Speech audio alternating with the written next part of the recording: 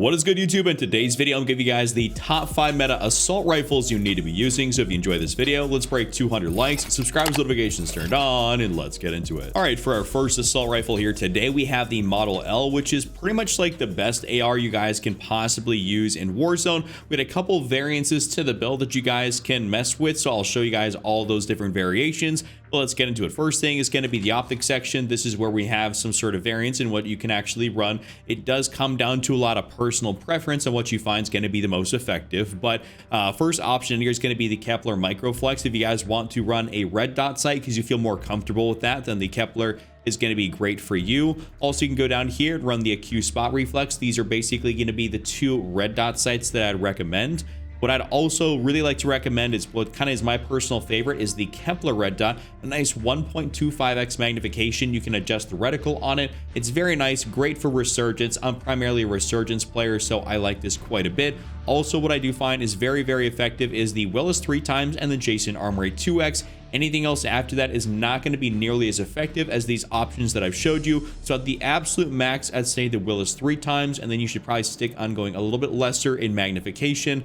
Basically, that's really all you need outside of this 3x. If it's hard to see somebody, it's probably not that good to engage in a gunfight with them. So you definitely want to go for this or something a little bit smaller. I probably like to go for the Jason Armory. That is my preference. Especially when I'm playing like Rebirth or something like that, it works out great. Next up in the muzzle category, we're gonna go in here and we have to use this. We're gonna go throw on the compensator. This is gonna help us out the absolute most with our vertical recoil control. Vertical recoil is something you guys have to be aware of, and you're not gonna be able to get away with using a suppressor on this gun. It's just not gonna work like that. You have to go for the compensator, so you guys should choose that. And the muzzle brake and the porta compensator are very niche things, or very niche muzzles that you really don't use for hardly anything, like this kick reset spread and first shot recoil. This would basically be good for maybe something like the Goblin if you guys want to use that gun, which I don't really recommend to use that at all. But that'd basically be good for that, just because it's a single shot and you have to tap fire it. And the porta compensator helps with your vertical a little bit in your first shot,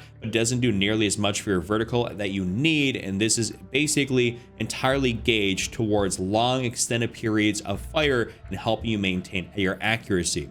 Now, after that, in the barrel section, basically two options in here. First one actually being the gain twist barrel. So I'm gonna go ahead and hit those detailed statistics. You can see that the gain twist, I mean, just to show to you guys, it only helps with your overall bullet velocity. So it doesn't do anything to your damage range. Without doing anything to your damage range, you get 62.2 meters, which is very, very far for an assault rifle. I had to go ahead and select it because it wasn't quite showing, but I was gonna say also your bullet velocity is over 1189 meters per second, which is pretty ridiculous as well. So this will truly allow you to beam people out of the sky, have great damage range. It is gonna be probably the most effective barrel you guys can run. And if you want to switch it up and run something a little bit different, maybe just because of the visual aspect, maybe you got, you know, the variant here that I have on, which is from, I think it's like First Prestige or something like that. You get, it basically makes the Model L look like the STG. You can go down here and run the reinforced barrel, and this will still give you 71.6 meters of damage range and still bump you out to over 1,000 meters per second. So both of them are going to be really effective options. I think personally, I found for playing Resurgence, the gain twist barrel ends up being a little bit better, and maybe if you're on big map BR, maybe this would work out a little bit better as for you, just because you get the extra damage range while still maintaining a great bullet velocity. You really can't go wrong with either or of these. I just personally found that I think this hits a little bit harder for me. After that, we're gonna go to the underbarrel section. We're gonna throw on that vertical foregrip. You definitely need this. There's no stock or anything like the XM4 would have in order to be able to make the recoil less. So we're gonna go ahead and throw on the vertical foregrip. And then lastly, in the magazine section, we're gonna throw on the extended mag 2, which helps us out, of course, getting us out to about 50 rounds in our mag, which is the absolute max we can have. So this is really good. It's not a super fast fire rate AR, and 50 rounds is perfectly acceptable. Works out great. So this right here is my full Model L build. Next up after that is going to be the Amy's 85. This thing is absolutely incredible. Some people like to tell me in the comments like, oh, I've been telling you for a long time this gun was good, and no, it was not good for a long time. It was a laser beam pea shooter, but it got buffed and now it's actually good. So it does actual damage and it's worth using. So optic section, we're gonna go here, and it's the same exact thing basically for all these ARs. You have the options of the Kepler, of course, the acute spot reflex, My go-to on this gun is going to be the Kepler Red Dot, just because I find this to be a gun that I'm not going to be picking people off from like extreme ranges. Like maybe the Model L, I can get away with that a little bit more.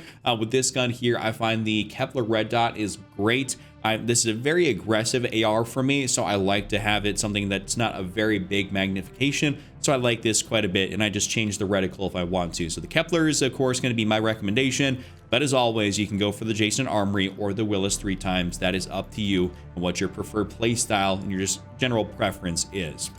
A muzzle section, much like the Model L, we're going to go for the compensator here. This can help us with our overall vertical recoil control, so I don't got to explain this one too much. Like I said, even also for the previous one, muzzle brake and porta compensator don't really do a whole lot. I do have a lot of people like to ask me about them, but no, they're just not that great. So there's also very few guns, by the way, that you can run a suppressor on, and there's basically no assault rifles you can run a suppressor on and be truly effective. Barrel section, this one is pretty interesting in here. So this does get you 50 meters of effective damage range, and your bullet velocity is 1093. But what I found ended up hitting a little bit harder for me was the reinforced barrel, getting me to 55.9 meters, and my bullet velocity is still 931. So I tried out both of them, and I found that the reinforced barrel just seemed like it did a little bit more for what I needed, and I like that. So I've been sticking with the reinforced barrel, but much like the Model L, you can't go wrong between the gain twist and the reinforce. It's nice to have some options where you can kind of do something to fit your play style, where it's not like you have to run the reinforce or you're doing it wrong. You at least have some options in here. But basically the short barrel and the CHF, I mean, all this other crap is just kind of like, it doesn't do anything. Like, who wants to increase out their damage range but still have an 810 meter per second bullet velocity? That is very slow. For an assault rifle, that is very slow. It needs to be above 900 at a minimum, so the long barrel immediately gets canceled out. So just choose what you want. That's going to be that. Underbarrel section, vertical foregrip here. I mean, this is pretty standard. Just helps your horizontal recoil control the absolute most. We go use something like maybe like a Ranger foregrip on like a submachine gun, because that does help your horizontal recoil control. But for an assault rifle, we're not too concerned with getting more mobility, which this gives us sprinting movement speed. We just want overall recoil control.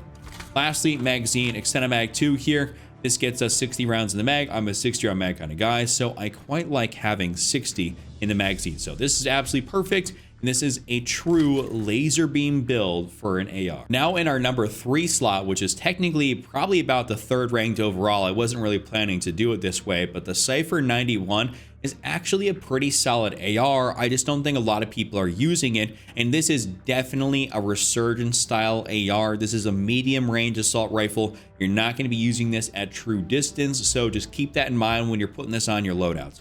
Optic section, honestly, I'm recommending like a Kepler Microflex, and at max a Kepler Red Dot. I'm not really going down there and using the Jason Armory or the Willis.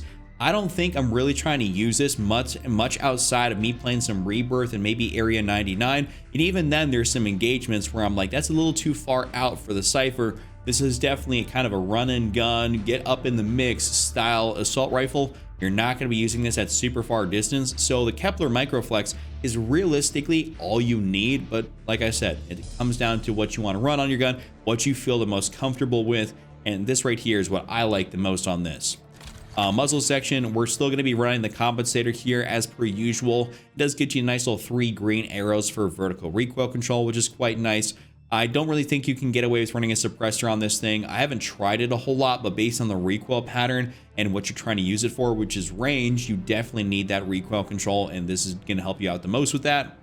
Barrel section, we're going to go through on the reinforced barrel. The reason we're doing that is you can take a look at your damage ranges and stuff, and 48 meters basically is not the absolute greatest. That's why I said it's a mid-range assault rifle. You can see your damage beyond range is still 73.2, which is pretty solid, and your bullet velocity is 972. So honestly, right here, this is like your happy medium sweet spot. This is where you want to be. You go over here to the gain twist barrel. This only gets you 40 meters, which is not good at all for an AR. Granted, your bullet velocity is wicked fast, but that doesn't help you if you're not doing no damage. So we want to make sure we're doing the damage and the bullet velocity. So the reinforce is going to be pretty much like the strict overall pick, not something I'd say try out and see what works best for you. You pretty much have to run the reinforce or you're doing it wrong. Underbarrel section, vertical foregrip here. I mean, we don't really do nothing else for the underbarrel. It's like that's kind of like the main go-to. So this is kind of like a guaranteed attachment. So you guys can just go ahead and run that. And then of course the magazine, we're just running extended mag 2. And it's pretty nice, by the way, that this right here does have a decently fast reload. So it does help you be aggressive when you're trying to use them. I'm sure a lot of you guys have picked up the Cypher off the ground and you're like, man, this actually hits. It does. It's really good for those medium ranges. And this is just going to help you be the most effective you can be at your range. Like, this is going to help the gun be the most effective it can be at its desired range. So this right here is the perfect build for the Cypher 91. All right, hopping in here to the number 4 slot, we have the Krig C. This is a really hard hitting AR. Got a bit of recoil to it, but a lot of people are really going to like it. Mine's, of course, not fully maxed out, and I'll show you guys the one kind of thing I'm missing here for it. But let's hop into it. First thing, optics section. Kepler Microflex is going to work out great. Of course, like always, the accused spot is going to as well. My go-to on this is going to be the Kepler Red Dot, just because of the overall recoil of the gun. It doesn't have the absolute like 0 recoil to it. So I think this is going to be great just because it allows me to get a little bit of that magnification and still be very effective. So I like it. This is going to be what I always like to run. If I'm running the Krig C, this is how I'm going to run it. For any guys that are wondering, I do have, you know, the pre-order camo for BO6 camo swapped onto the Krig and a lot of these other guns. Super easy camo swap glitch. Not going to make a tutorial on it, but it's very simple. So Kepler Red Dot is what I'm running, and then you can go down here and, you know, experiment with these two if you really want to. This is just what I'm using, and I fry with it like this. Muzzle section. This is something you 110% need to be running the compensator on. This has recoil. This will, even with this still the perfect build, even still having like the absolute best build for it, it is still going to have some recoil. People, you know, kind of say, oh, streamers and creators don't have recoil. It's like, well, we have the lowest recoil builds possible or something very similar, but we're also just good at pulling down on the analog stick. You know, it's very simple to be able to do. It's a very easy concept, but the compensator is what you need to run on this gun. It's still gonna have some recoil, but it's gonna be hitting really, really hard. Barrel section. The one thing I'm missing in here is actually the reinforced barrel. And funny enough, my weapon level, you can see, is level 40. You get this at level 41. So that's kind of funny like that. I haven't used it enough to actually get it right there. But if you are going to be using it, if you don't happen to have that because your Krig's not fully leveled up, keep in mind the gain twist barrel is still going to be fantastic. I'll go ahead and select it here and go back in there. But this still gets you 47 meters of damage range, 1141 meters per second in bullet velocity.